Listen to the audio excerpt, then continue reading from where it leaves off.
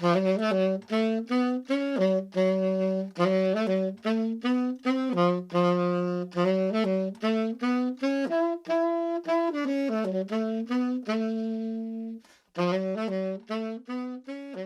to Fitchburg Historical Society. My name is Sally Cragin, and I am the chair of Stratton Players. This is our 97th season of presenting live theater to Massachusetts residents. We are so excited to show you scenes from our new show, Artists and Ancestors. This show is playing at Forest Hill Cemetery, outdoors in Fitchburg, and concerns the lives of some of our greatest citizens. People who brought the arts, who brought architecture, who did public service, who were sculptors, who were painters, right here in Fitchburg. Wonderful folks. We hope you enjoy our scenes.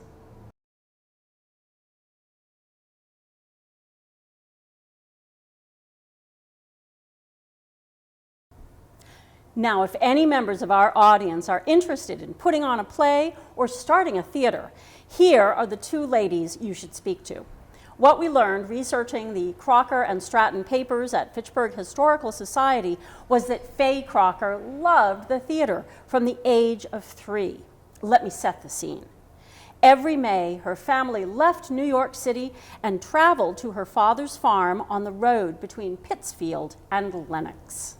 Well, Mother wanted to build a hospital in Pittsfield, so she wrote a play and produced it in our old barn to raise funds. I was the baby in the play. When I close my eyes, I can still smell that sweet hay and hear Mother's voice prompting us and giving us directions and cues about our parts. Her brother had taken the curtains from the parlor windows. Bright colored chintz sewn together and strung on a wire. And who attended this first performance? Oh, Mother's friends and relations. They sat on long benches, porch chairs, rockers, and milking stools. Her father was a marvelous actor as well. Oh, Father read wonderfully. Well, I was only 7 years old when my mother died, but at that time, Father had already read to us all of Dickens, Thackeray, and 5 Shakespeare plays. Oh, to hear him read, it was like being in a play. He would throw everything into it. Why, his facial expressions would show joy or sorrow or anger or fear. My heart went pity-pat many a time. Well, I used to creep upstairs to bed with my head turned as far back as my neck muscles would allow, in fear of what was after me. There was a long period where Faye, in her words, did nothing dramatic. She married, had her 3 children, and was completely involved in her family life. But people in Fitchburg loved the arts, and there were many people deeply involved in theater. And here we introduce Miss Helen Stratton. Good afternoon, Miss Stratton. Good afternoon. It is lovely to be here with my dear friend Faye Crocker. And it is lovely to be here with you as well. Well, I was just telling our audience members, our guests, how we started the amateur workshop. My favorite subject. There is so much to say about theater and why people must attend. But first, please share a little about yourself. Oh, certainly. My family is from Grafton, and my father, Asa Stratton, was a lawyer. But before that, he was a baseball player. Why, he was the captain of his club team, the Graftons, and he played shortstop. His baseball career took him all over the state, and he played for thousands of people, 2,500 in Lynn in the centennial year. He played for the major leagues, the Worcester Ruby Legs versus the Clevelands in 1881. I was 1 year old at the time, and I don't remember this event very clearly. Well, the Worcesters won 5-2. But at this time, Asa Stratton had married Ada Bigelow, and they had begun their family. My family moved to Fitchburg, and my father continued his law practice. Oh, and he was also a beloved editor of the Fitchburg Sentinel. I attended Fitchburg Academy and then Smith College. I graduated in 1901 and became the librarian at Fitchburg High School. Helen loved literature, but literature come to life, now that was her passion. In 1917, Helen gave an inspiring conversation to the Women's Club about theater. What makes some plays last throughout the years? What makes other plays drop out, even though they may have been popular in their day? Well, the moving pictures are very popular in Fitchburg nowadays. Oh, they certainly are. But people do want to attend the theater. Did you know that Shakespeare was willing to take minor parts in his own productions in order that he might observe the audience to see what appealed to them most? Helen was a popular teacher, and soon she began the amateur workshop, where they staged plays for the city and the citizens performed for the audiences. Well, this is how we met. Helen called on me one day to ask, only for a little help with costumes. I pinned roses on hats and ran up scenes, and this filled me with the joy of drama once again. The earliest plays, such as In a Chinese Garden, were performed at the garden at Applewild, where Mr. and Mrs. Crocker lived. And other plays were performed at Grove Hall, or wherever we could. The little theater movement was sweeping across the country.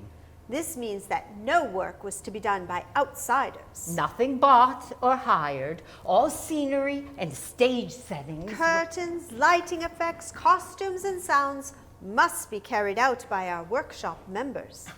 Some of our members thought that we should have real stone walls, or iron bars, or even boom cannons. Oh, but their imagination can be fostered, and they soon came to realize that many effects can be made with very little.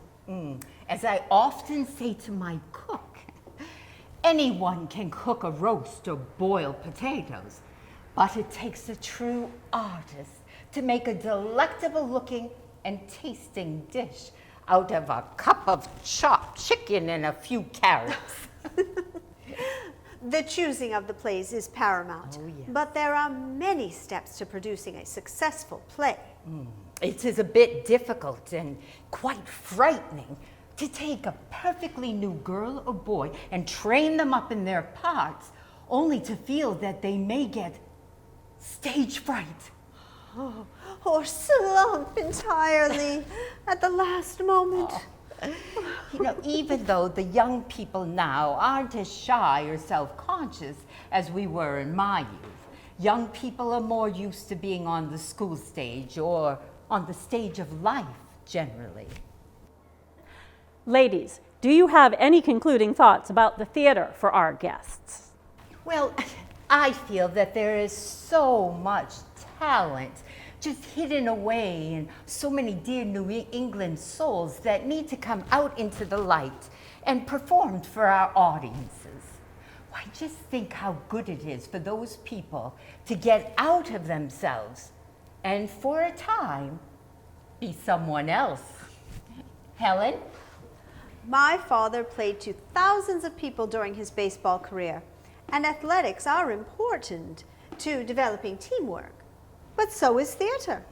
So I ask you, our community, support the theater. And when I teach at Fitchburg High School, when the audience shows their appreciation, the cast and the crew feel their time has been well spent.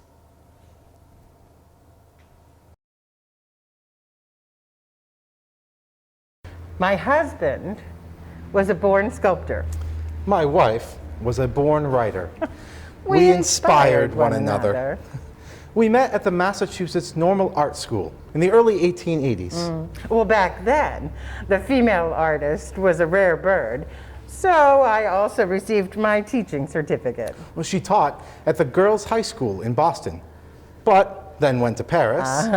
Where Herbert was studying at the École des Beaux-Arts. Women weren't allowed to study there until 1897. Adeline's beauty was exquisite, and she was my model for so many pieces. Well, Herbert won honors at the Paris Salon for a marble bust that he'd modeled after me. We came home to Boston and married in 1889.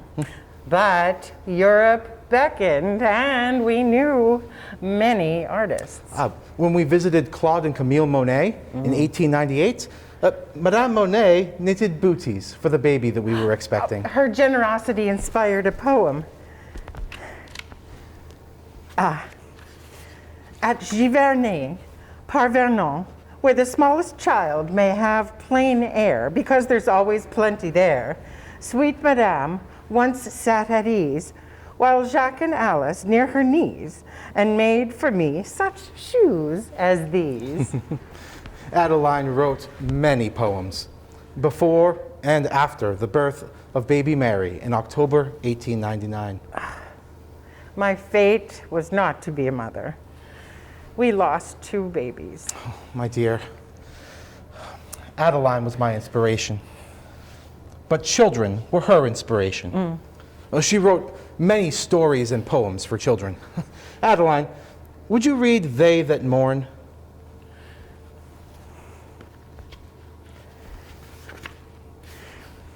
Sisters twain are grief and bliss.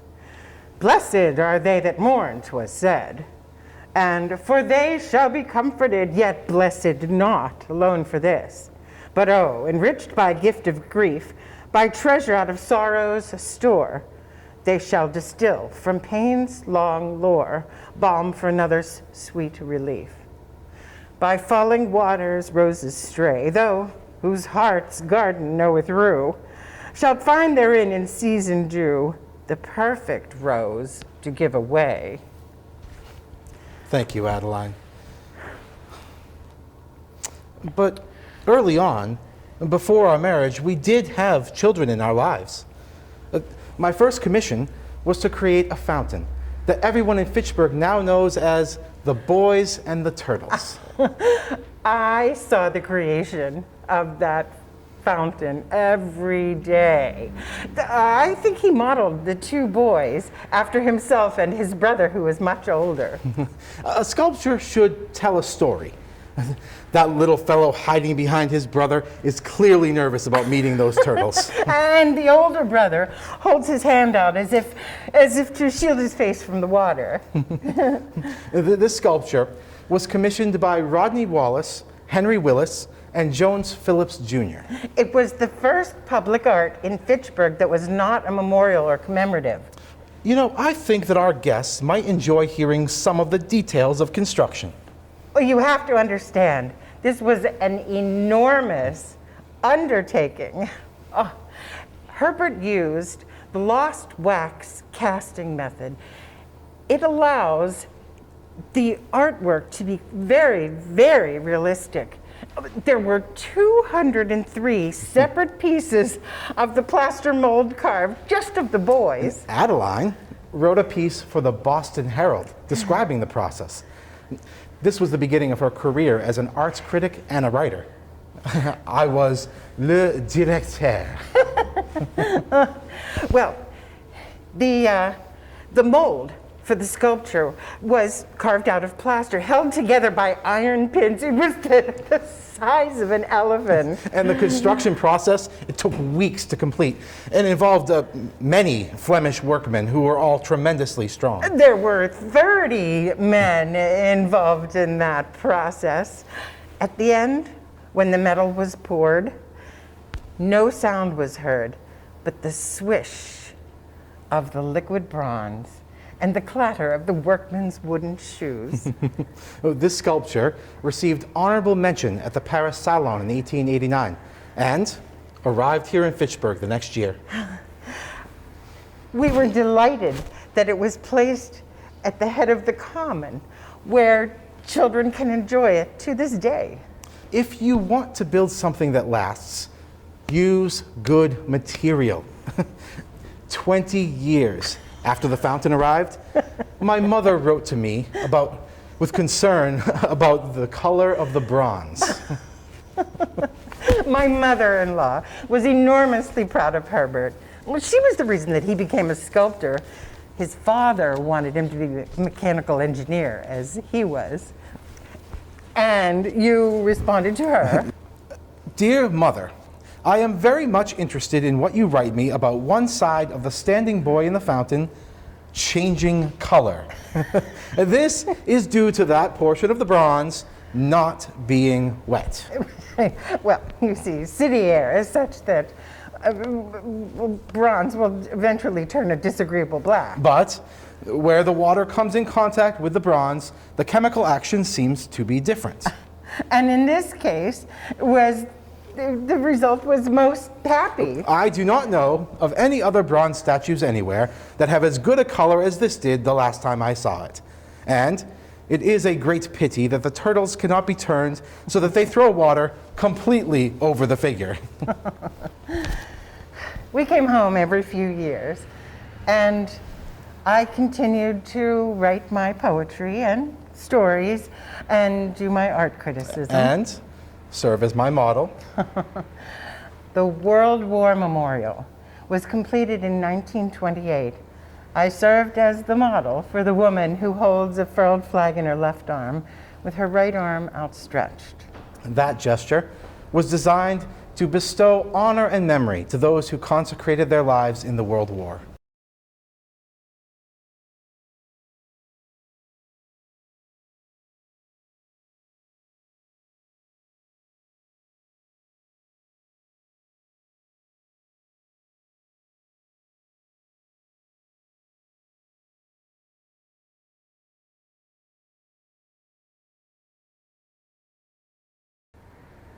Next, we meet someone who changed how Fitchburg looked for the better. Mr. H.M. Francis is descended from Ephraim Kimball, who was one of the early settlers in 1740. When I was born in Lunenburg back in 1836, the town still had a number of pre-Revolutionary War homes. There were also 3 churches built before I was 14. The Congregational, still a church, the Methodist, and the Unitarian, now Town Hall. These are all good, solid buildings, but not innovative. Anyway, buildings weren't my interest at first. You were a civil engineer, I believe. Yes, after I graduated from Groton Academy in 1858, I went to New York to survey for the Croton River Aqueduct. That's how New York City people get their water. When I came back to New England, I studied architectural drawing and apprenticed with Alexander R. Esty, who lived in Boston. Esty designed the Emmanuel Episcopal Church at 15 Newbury Street, where they have those wonderful Baroque music concerts. That style is called Gothic Revival. Now that's a building that could have been in Europe. The sound in that church is remarkable. What brought you back to Fitchburg? Well, I'd worked for many architects, but I'm a New Englander. It was time to come home.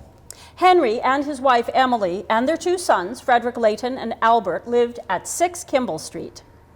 By this time, I had experience designing school buildings, churches, of course, and libraries. Oh, he was well known for his libraries. He designed the original Wallace Library and Art Building commissioned by Rodney Wallace. My first commission was the Rollstone Congregational Church on Lower Main Street. If you've been inside that church, I hope you have felt inspired. After that, a number of industrialists commissioned H.M. Francis to design their homes. Fitchburg was a boom town by the 1870s, and there were some very wealthy men who wanted to be king of the castle. The most homes for the wealthy and elite were designed to include rooms for live-in servants, but not H.M. Francis homes. The factory owners and managers lived among their workers, although their homes were usually at the top of a hill. Better air, you know. If there was a servant, everyone lived close enough that hired help could walk from their home to where they worked. This period also saw the rise of at-home entertaining. Oh yes, you needed to have a formal dining room, of course, and a parlor. Take the A.P. Kimball House up on Mount Vernon near Garnett Street. Now, the Kimball family brought early industry to Fitchburg with the Kimball sawmill. And the connection was close to home. My mother was a Kimball. Because of that hill, we built that house to have two prominent entrances. We wanted your eye to be drawn to the cornice and molding, to the various window frames. Design and details make a house. The Kimball House foundation was made of large blocks of rollstone quarry granite, which were also used for stone stairs. Building a house is one endeavor. Building a home designed to be situated on a very steep hill, oh, quite another. H.M. Francis took inspiration from every architectural era, including Queen Anne, Italian Renaissance, and Georgian Revival. Now, can you tell us how you began designing schoolhouses? Schools are very close to my heart. The Academy Street School was my first school commission in 1869. Over the years, we designed 3, 4, 6, and 8-room schools that were built all over Fitchburg. We can't conclude this visit without mentioning your contribution to City Hall, which has just received a magnificent renovation. The very same year, we also provided design plans for Somerville City Hall. H.M. Francis designed hundreds of buildings all throughout New England, churches and factories, homes small and large. Not just buildings, whole blocks. The Cushing block, the Cutler block, the Daggett block in Clinton. And when his sons were old enough, they both joined him in the business. After H.M. Francis left downtown and came, well, here, they continued his work. I'm so proud of my boys. The work they did made Fitchburg even more beautiful. Their commissions included the Armory, now the Senior Center, Groton Town Hall, and the Bijou Theater, corner of Pritchard and Main. Not to mention the Fitchburg Historical Society Phoenix Building. You'll find a list of his buildings in your program. And now, a round of applause for Fitchburg's master builder.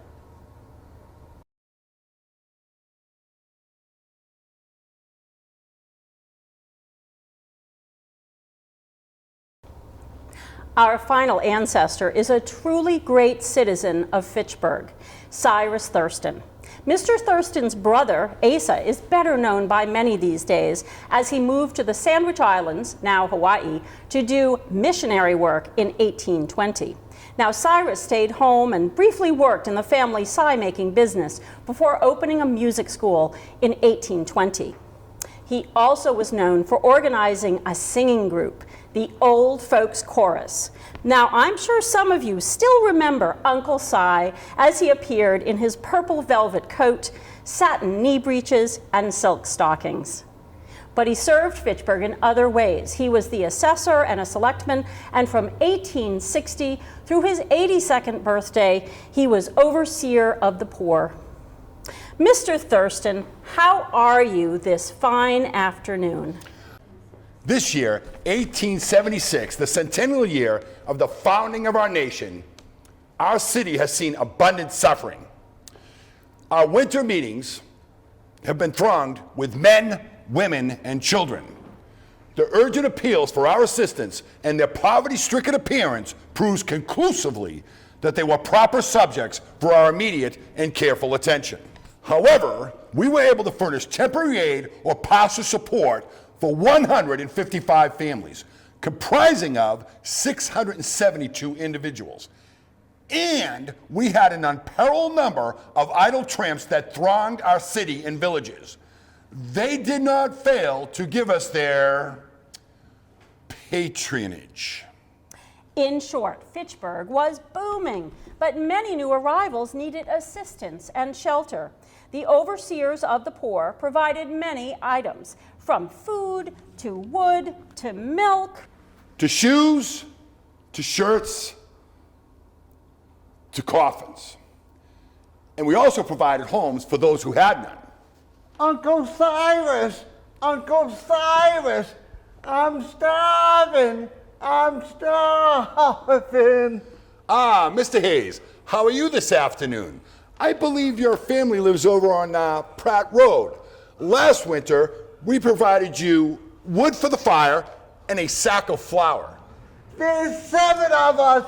That sack of flour ran out a while back. Well, Thomas, aren't you working yet? I'm only a laborer, and the mill's not hiring. Thomas, have you been drinking? I haven't had a drop to drink.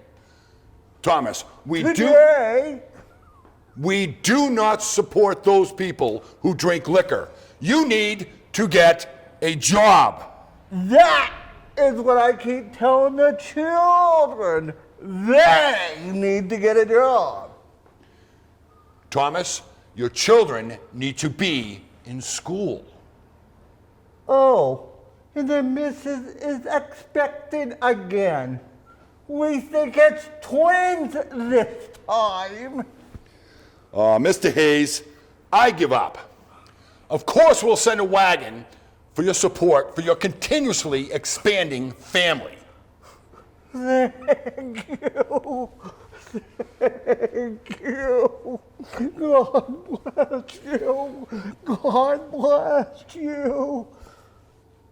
And would you happen to have a spare cigar? Thomas!